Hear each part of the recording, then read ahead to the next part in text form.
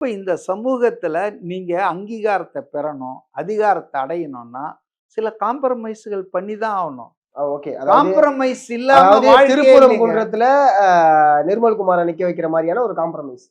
அதாவது நீங்க ஏன் இப்படி ஜம்ப் ஆவுறீங்கன்னு எனக்கு தெரியல. இல்ல ஜம்ப் நம்ம கிடையாது சார். பேசிட்டு இருக்கிறது காம்ப்ரமைஸ்ன்னு சொல்றேன் இல்ல, நானு. இல்ல காம்ப்ரமைஸ்னா இன்னைக்கு மம்தா பானர்ஜி சொல்லியிருக்காங்க பாருங்க. ம். திமுகவும், மோடியும், ஸ்டாலினும், மோடியும் ரகசிய கள்ள கூட்டணி வச்சிருக்காங்கன்னு சொல்லியிருக்காங்க. அமித்ஷாவும் விஜயும் கள்ள கூட்டணி இல்ல, வச்சிருக்காங்க. இல்ல. நான் நான் மம்தா பானர்ஜி சொல்றத சொல்றேன். ம். நீங்க யார் சொல்றத சொல்றீங்க? மம்தா பானர்ஜி 15 பரவாயில்ல, வருஷமா ஏதாவது ஒரு சொல்லிக்கிறாங்க. Chief minister. சும்மா பதிலுக்கு பதில் பேசக்கூடாது. ம். மம்தா பானர்ஜி ஒரு கட்சிய நடத்திட்டு இருக்காங்க. 15 வருஷமா ரூலிங் பார்ட்டி வெஸ்ட் பெங்கால்ல. அவங்க மத்திய அமைச்சரா இருந்திருக்காங்க. முதலமைச்சரா 3 டென்யூர் இருந்திருக்காங்க.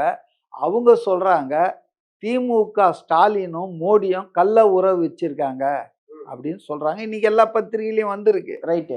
நான் இத சொன்னா உடனே நீங்க என்ன சொல்றீங்க? நீங்க எந்த அளவுக்கு பயஸ்டா இருக்கீங்க பாருங்க. சார் நான் நீங்க மறுபடியும் வந்து biased இத குள்ள வரல. மறுக்கல. நான் சொல்ற விஷயத்த மறுக்கல. ஆமா நான் ஆனா மறுக்கல. என்ன பண்றீங்கன்னா, அமித்ஷாவும் விஜயும் கூட்டணி. சரி. நான் உங்களுக்கு மண்டையில படுற மாரி சொல்றேன். சொல்லுங்க, சொல்லுங்க, சொல்லுங்க. அமித்ஷாவும் விஜயும் கூட்டணி இருக்கிறதால தான் இந்த ஜனநாயகன் படம் ஜனவரி 9ல இருந்து வராம இருக்கா? இந்த சென்சார் போர்டுல லோல் பட்டி இப்ப எலெக்ஷன் கமிஷன்ல உட்கார்ந்துட்டு இருக்கா?